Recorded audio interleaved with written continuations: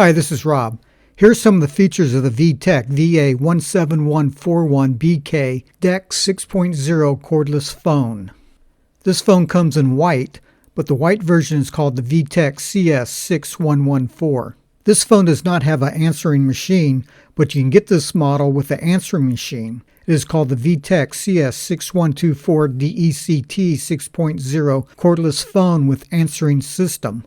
However, you can get voicemail with your telephone service provider, and you can get caller ID with your telephone service provider. If you have a voicemail message, you will see this symbol on the handset screen.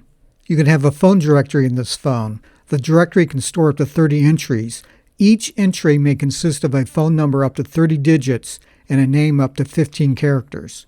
When there are no records in the directory, the screen displays directory empty. When the directory is full, and you try to save the entry, the screen displays directory full. To view your directory, press this button here when the phone is not being used to access the directory. Then use the same button to scroll up the directory and use this button to scroll down the directory. Memory match. When the incoming telephone number matches the last 7 digits of a telephone number in your directory, the screen displays the name stored of the directory entry. For example, if Linda Jones calls, her name appears as Linda if this is how you entered it into the directory. Call waiting. When you subscribe to call waiting service from your telephone service provider, you hear an alert tone if there is an incoming call while you are on another call. Press the talk button to put the current call on hold and take the new call. To switch back and forth between calls, press the same talk button. Redial list. Each handset stores the 5 most recently dialed numbers. When there are already 5 entries, the oldest entry is deleted to make room for the new entries. Entries are shown in reverse chronological order.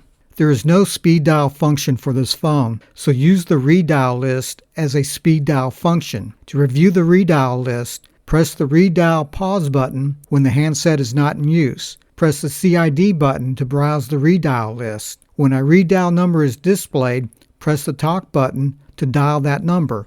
Ringer volume.